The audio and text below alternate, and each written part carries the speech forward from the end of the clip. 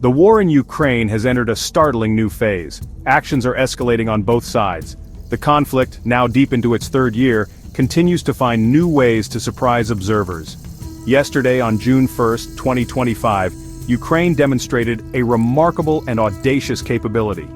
This capability signals a shift in its strategic approach to the ongoing hostilities. The attack was not a minor border skirmish. It was a coordinated and far-reaching assault. This event underscores the evolving nature of modern warfare. It also highlights Ukraine's determination to take the fight directly to its aggressor, challenging previously held assumptions about its offensive limits. The news of Ukraine's bold drone strike on multiple Russian air bases has sent ripples across the international community. This was not merely a retaliatory measure confined to the immediate front lines. Instead, it represented a significant projection of power. Ukrainian forces managed to penetrate deep into Russian territory, reaching areas previously considered safe from direct attack. The scale and ambition of this operation are unprecedented in this conflict. It suggests a new level of planning, intelligence, and technological capacity on the Ukrainian side. The implications of such an attack are manifold, affecting military calculations, diplomatic efforts, and the morale of both nations involved in this brutal war. The timing of this offensive is particularly noteworthy. It occurred on the very eve of bilateral peace talks scheduled to take place in Istanbul. This coincidence, if it is one, adds another layer of complexity to an already fraught diplomatic process. Was this a signal to negotiators, or was it a purely military operation, timed to coincide with a window of opportunity? These questions will undoubtedly be debated in the days and weeks to come. What is clear is that the attack has dramatically altered the immediate context for any discussions aimed at de-escalation or resolution. The stakes have been raised considerably. This escalation comes at a critical juncture. Both sides have been entrenched in a grinding war of attrition for many months. There have been periods of intense fighting followed by relative lulls, but the underlying tension has never dissipated. Ukraine's ability to strike targets hundreds, even thousands of kilometers inside Russia changes the strategic landscape. It demonstrates that sanctuary is no longer guaranteed for Russian military assets, even those stationed far from Ukraine's borders. This development forces a reassessment of Russia's defensive posture and its capacity to protect its own critical infrastructure from this evolving threat. The war's geography has suddenly and perhaps irrevocably expanded. The drone attack on Sunday, June 1, 2025, was not a haphazard affair. It was a carefully orchestrated operation targeting 5 distinct Russian air bases. These were not randomly chosen locations. They were strategic hubs for Russian air power. The Security Service of Ukraine, or SBU, promptly claimed responsibility for this complex mission, highlighting the role of Ukrainian intelligence in modern warfare. The drones, according to reports, were smuggled into Russia, suggesting a sophisticated network of operatives and a high degree of planning. This method of deployment allowed Ukraine to bypass formidable Russian air defenses along the border, achieving an element of surprise crucial for the mission's success and impact. Among the targets was the Olenia Air Base, a major Russian facility located on the Kola Peninsula in the far north. This base is significant because it hosts strategic bombers, the very aircraft Russia uses to launch devastating cruise missile attacks against Ukrainian cities and infrastructure. Hitting Olenia, therefore, is not just about destroying material, it is about degrading Russia's capacity to project its long-range offensive power. The psychological impact of striking such a remote and heavily defended northern outpost cannot be understated. It sends a clear message that few places within Russia are now beyond Ukraine's reach, challenging the Kremlin's narrative of control and security. Perhaps the most astonishing aspect of this operation was its reach. Ukrainian drones reportedly struck airfields as far away as Siberia. This represents an unprecedented penetration of Russian airspace by Ukrainian forces. Siberia, a vast and resource-rich region, has largely been insulated from the direct physical consequences of the war. The ability to target assets there demonstrates a significant leap in Ukraine's operational capabilities. A Ukrainian official claimed that the attacks successfully destroyed or damaged 41 Russian aircraft. These aircraft are not just fighters. They include planes that carry cruise missiles and sophisticated airborne early warning and control, or AWACS aircraft, crucial for detecting enemy movements and coordinating air operations. The strategic significance of these targeted air bases cannot be overstated. They are vital nodes in Russia's military machine. By striking these locations, Ukraine aims to achieve several objectives simultaneously. Firstly, it seeks to diminish Russia's ability to launch air attacks against Ukrainian territory, thereby protecting its own civilians and infrastructure. Secondly, it forces Russia to divert resources towards defending its own rear areas, potentially thinning out its forces on the front lines. Thirdly, it serves as a powerful demonstration of Ukrainian resolve and ingenuity, boosting morale at home and signaling to international partners that Ukraine is capable of taking decisive action to defend itself and alter the course of the war.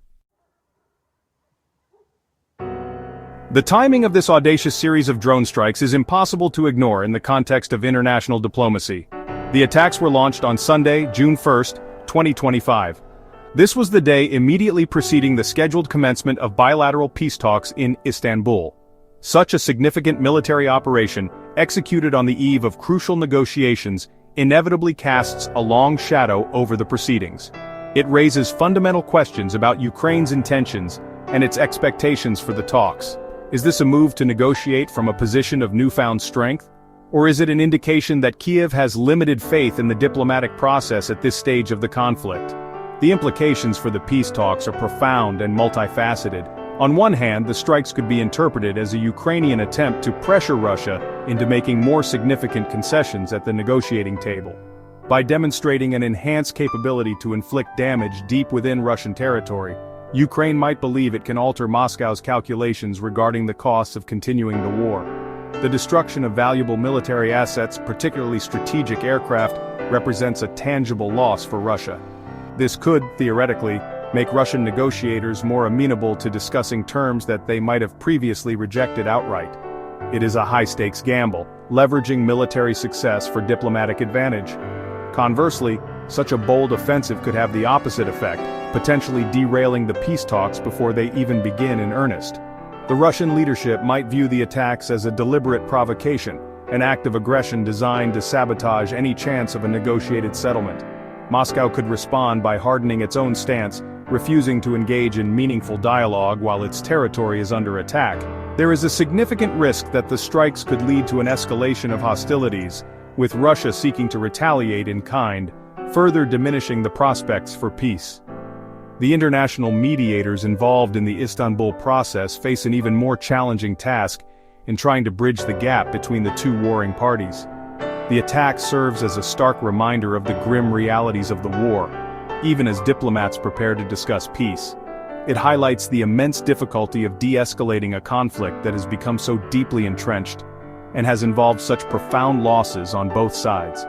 For Ukraine, the strikes may be seen as a necessary assertion of its right to self-defense and a demonstration that it will not be cowed into submission. For Russia, it is a direct challenge to its sovereignty and military prestige. The path to peace, always arduous, has become even more complicated by these recent events, with the smoke from burning airfields drifting metaphorically over the negotiating rooms in Istanbul. The Security Service of Ukraine, or SBU, has publicly claimed responsibility for orchestrating and executing these far-reaching drone attacks. This admission is significant. It highlights the increasingly sophisticated role that Ukrainian intelligence agencies are playing in the conflict. The SBU's assertion of responsibility points to a high level of confidence in their operational capabilities and a desire to publicly demonstrate Ukraine's capacity to project power. The planning for such an operation must have been meticulous, involving detailed intelligence gathering on the locations of the air bases, their defenses, and the types of aircraft stationed there. This success showcases a marked evolution in their effectiveness. The detail that the drones were smuggled into Russia before being launched is particularly revealing. This suggests the existence of clandestine networks operating within Russian territory, capable of moving sensitive equipment and personnel. It also implies a strategy to circumvent Russia's formidable border air defenses, which would likely detect and intercept drones launched directly from Ukrainian territory towards such distant targets. This logistical feat underscores the depth of Ukrainian planning and its ability to adapt its tactics to overcome significant challenges. The SBU's operatives have clearly demonstrated skill in covert operations, expanding the battlefield far beyond conventional front lines. The implications of these SBU-led strikes are substantial for the future conduct of the war. Ukraine has shown that it can hold high-value Russian military assets at risk, regardless of their distance from the border. This forces Russia to make difficult choices, either invest heavily in bolstering air defenses across its vast territory, diverting resources from offensive operations, or accept continued vulnerability. The psychological impact on Russian military personnel and leadership is also a factor. The sense of security, even in remote garrisons, has been shattered. This can affect morale and potentially lead to a more cautious deployment of critical air assets, limiting their operational effectiveness against Ukraine. Looking ahead, these attacks signal that Ukraine is prepared to escalate its actions to defend its sovereignty and achieve its strategic objectives. The SBU's prominent role suggests that intelligence-led asymmetric warfare will continue to be a key component of Ukraine's strategy. While peace talks may proceed in Istanbul or elsewhere, the battlefield dynamics have been altered.